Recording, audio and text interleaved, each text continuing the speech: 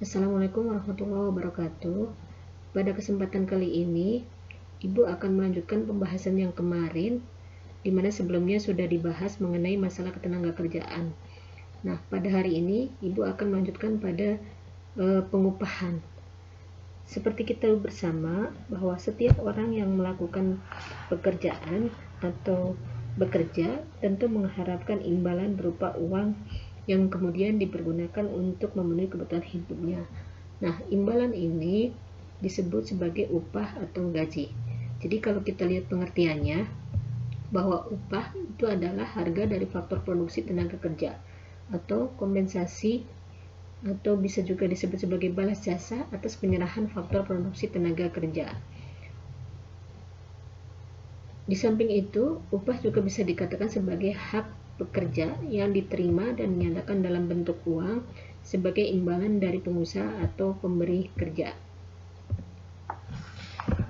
Nah, sistem pembayaran upah di Indonesia tergantung pada berbagai kondisi, antara lain pertama permintaan dan penawaran tenaga kerja.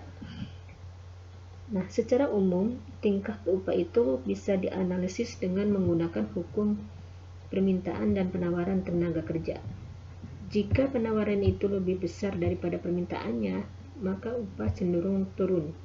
Begitu juga sebaliknya, atau ceteris paribus. Nah, seperti kita ketahui bersama bahwa jumlah pencari kerja itu begitu banyak di Indonesia. Dalam hal ini, pencari kerja adalah orang yang menawarkan jasa untuk bekerja, sedangkan pemberi kerja adalah pihak yang meminta jasa dari pencari kerja tersebut. Dan dalam hal ini, penawaran tenaga kerja itu lebih banyak daripada permintaannya, sehingga upah cenderung turun. Yang kedua, kesepakatan pemberi kerja. Dalam hal ini, kesepakatan antara pemberi kerja dan penerima kerja. Nah, biasanya sebelum orang itu bekerja, itu ada wawancara mengenai jumlah jam kerja dengan upahnya. Nah, ketika terjadi kesepakatan, maka timbul upah. Kemudian yang ketiga, upah minimum. Nah, upah minimum di Indonesia itu diatur dalam aturan pemerintah nomor 25 tahun 2000 tentang kewenangan pemerintah dan kewenangan provinsi sebagai daerah otonom.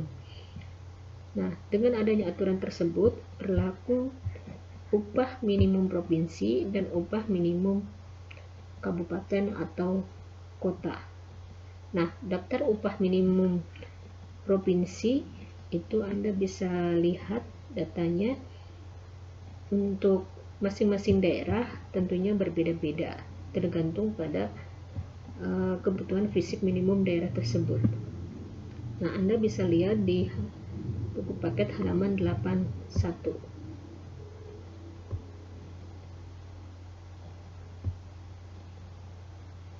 Nah, berikutnya sistem upah. Nah, sistem upah yang berlaku di Indonesia bisa didasarkan pada teori upah, ya, di mana teori upah itu ada 3.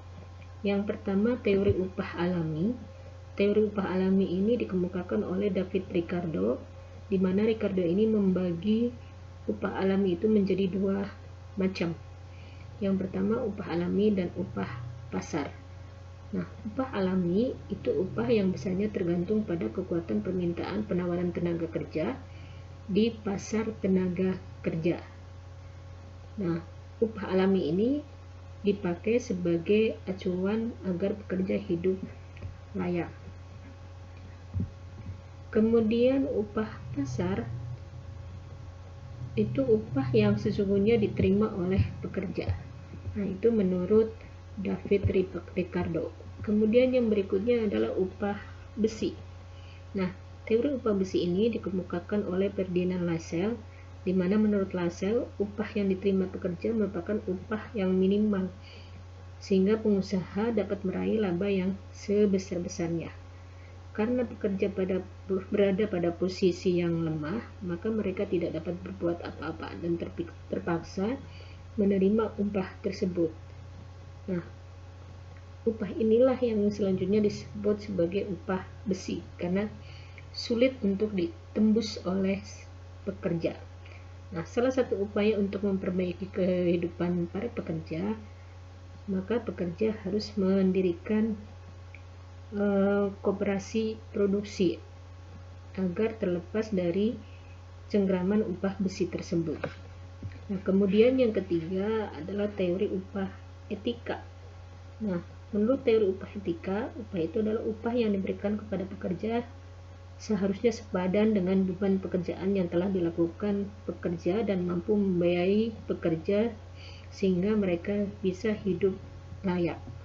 Jadi mungkin menurut teori upah, ini upah etika lah yang paling tepat yang bisa diperlakukan untuk memberikan imbalan atau kompensasi kepada para pekerja. Berikutnya, sistem upah yang berlaku di Indonesia. Ada beberapa sistem upah yang diperlakukan di Indonesia. Yang pertama adalah sistem upah menurut waktu.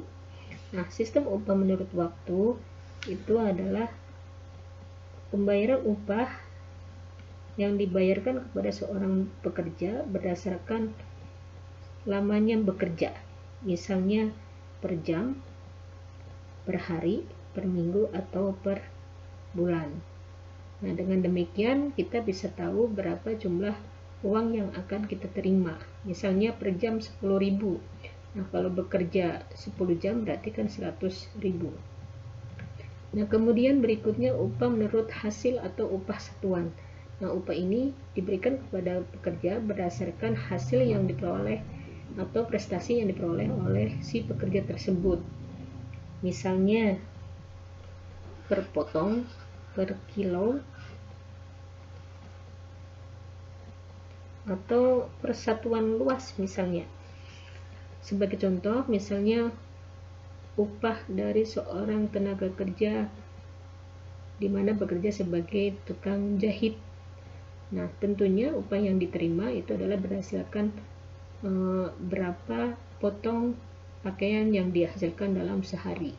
Misalnya tukang jahit mampu menghasilkan 1 setel baju per harinya. Nah, dengan upah 250.000. Nah, Anda bisa kalikan kalau misalnya 30 hari ya. Jadi 30 hari dikalikan 250.000.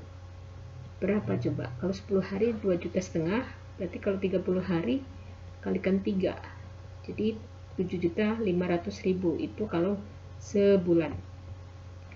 Lalu berikutnya upah borongan. Nah, upah borongan itu adalah upah berdasarkan balas jasa atau suatu pekerjaan yang diborongkan atau dipaketkan. Misalnya upah borongan bagi tukang yang mengerjakan sebuah rumah misalnya. Jadi dengan ukuran berapa kali berapa diborongkan oleh tukang ya, itu berapa upah yang diterima. Kemudian berikutnya upah dengan mitra usaha. Nah, upah dengan mitra usaha itu adalah upah yang diberikan kepada pekerja berupa saham atau obligasi. Jadi di sini upah yang diberikan kepada pekerja itu bukan berupa uang tetapi berupa saham atau obligasi di mana tenaga kerja itu bekerja. Sehingga di sini antara tenaga kerja dengan atasannya itu sebagai mitra, bukan lagi sebagai atasan dengan bawahannya, tetapi sebagai mitra usaha. Nah, kemudian berikutnya upah dengan sistem bonus. Nah, upah dengan sistem bonus ini artinya upah itu diterima ketika si pekerja itu memperoleh hasil yang melebihi batas maksimal. Misalnya ditajarkan untuk satu hari itu 10 unit, tetapi pekerja ini mampu menghasilkan lebih dari 10 unit, sehingga oleh perusahaan diberikan bonus. Jadi upah dengan sistem bonus itu upah yang diperoleh di luar hasil. Nah, lanjut pada masalah pengangguran. Masalah pengangguran itu kita bisa melihatnya dari jenis-jenis pengangguran, kemudian dampak negatif dari pengangguran, lalu berikutnya ada upaya untuk mengatasi pengangguran. Nah, kita lihat satu persatu. Pertama, jenis-jenis pengangguran. Nah, jenis pengangguran itu bisa dilihat dari jumlah jam kerja dan menurut penyebab terjadinya pengangguran. Menurut jumlah jam kerja, pengangguran itu dibagi menjadi dua. Ada pengangguran terbuka, artinya pengangguran yang atau angkatan kerja yang belum memperoleh pekerjaan sama sekali atau tidak bekerja sama sekali. Kemudian yang kedua, setengah menganggur, itu adalah angkatan kerja yang sudah bekerja hanya tidak bekerja secara optimal atau bisa dikatakan bekerja di bawah jam kerja normal. Dalam hal ini kurang dari 35 jam per minggunya. Contoh misalnya petani yang menganggur karena menunggu masa panen tiba. Lalu berikutnya, menurut penyebab terjadinya pengangguran, ada 5 macam pengangguran. Pertama, ada pengangguran konjungtural atau siklikal. Nah, pengangguran ini terjadi karena ada perubahan siklus ekonomi pada suatu negara. Nah, siklus ekonomi pada suatu negara itu kan kadangkala naik, kadangkala turun atau berfluktuasi. Ketika terjadi resesi, itu timbul pengangguran. Nah, pengangguran seperti ini yang disebut sebagai pengangguran konjungtural. Lalu berikutnya yang kedua, pengangguran struktural. Itu pengangguran yang terjadi karena adanya perubahan struktur, misalnya dari struktur ekonomi agraris ke struktur ekonomi industri. Bagi mereka yang terbiasa bekerja di sektor pertanian atau agraris, ketika terjadi perubahan struktur ke industri, maka dia tidak bisa bekerja pada sektor industri. Jadi di sini harus bisa menyesuaikan agar tidak terjadi pengangguran. Tetapi kalau tidak bisa menyesuaikan di industri, maka akan timbul pengangguran. Nah, penganggurannya disebut sebagai pengangguran struktural. Kemudian yang ketiga, pengangguran teknologi. Ini diakibatkan karena adanya perubahan teknologi atau disebabkan karena ada pergantian dari tenaga tenaga manusia ke tenaga mesin. Lalu berikutnya pengangguran musiman. Itu terjadi karena adanya perubahan musim. Seperti tadi musim panen. Jadi mereka yang bekerja di sektor pertanian atau sektor agraris, ketika menunggu masa musim panen, dia menganggur atau tidak bekerja. Atau misalnya mereka yang bekerja di laut atau sebagai nelayan, ketika musim pasang, mereka akan menganggur. Lalu berikutnya pengangguran friksional. Nah, pengangguran friksional itu terjadi karena adanya kesulitan temporer atau ketidaksesuaian antara si pencari kerja dengan lowongan yang tersedia, sehingga mereka lebih memilih untuk menganggur daripada bekerja tidak sesuai dengan kompetensi yang dia miliki. Kemudian upaya untuk mengatasi pengangguran, kita lihat dari penyebabnya. Ketika pengangguran itu pengangguran konjungtural atau siklikal, maka cara mengatasinya adalah dengan mengadakan pameran, kemudian memperlakukan kebijakan moneter dan kebijakan fiskal. Lalu berikutnya pengangguran struktural dan pengangguran teknologi itu bisa diatasi dengan cara menyediakan pelatihan dan pendidikan melalui BLK biasanya ya. Kemudian memindahkan tenaga kerja ke daerah yang kekurangan tenaga kerja. Kemudian mendirikan industri padat karya. Lalu pengangguran musiman itu bisa diatasi dengan mengadakan sosialisasi lowongan kerja dan dasar-dasar kewirausahaan. Misalnya para petani ini ketika menunggu musim panen itu diberi latihan bagaimana membuat kerajinan-kerajinan dari bahan alam misalnya.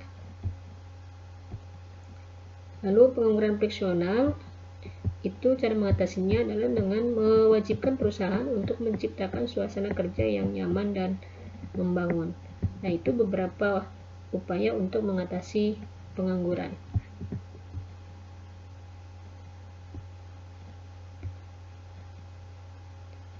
Nah, dampak negatif dari pengangguran itu kita bisa lihat ada 5. Pertama, permintaan dan penawaran agregat menurun. Artinya permintaan barang dan jasa dan penawaran barang dan jasa secara menyeluruh itu menurun. Kemudian penerimaan negara juga menurun. Nah, seperti kita ketahui bersama, penerimaan negara yang paling besar itu dari sektor pajak. Nah, terutama pajak penghasilan. Kalau ketika dikaitkan dengan tenaga kerja. Ketika mereka tidak bekerja atau menganggur, berarti mereka tidak mampu untuk membayar pajak penghasilan. Ya, sehingga penerimaan negara juga akan turun. Kemudian tingkat kesejahteraan menurun.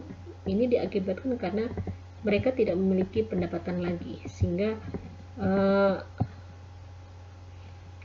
kesejahteraan mereka juga akan menurun. Dengan adanya pengangguran, angka kemiskinan juga meningkat, ya, itu jelas. Lalu yang kelima, biaya sosial meningkat. Nah, biaya sosial ini berkaitan dengan biaya untuk membiayai mereka yang menganggur dari sisi tingkat kesehatannya, kemudian biaya untuk mengadakan persidangan, karena ketika menganggur berarti akan terjadi angka kriminalitas. Nah, kriminalitasnya tinggi, sehingga perlu banyak mengadakan persidangan untuk memberi efek jerah bagi mereka yang melakukan kriminalitas tinggi. Nah, itu beberapa dampak negatif dari pengangguran.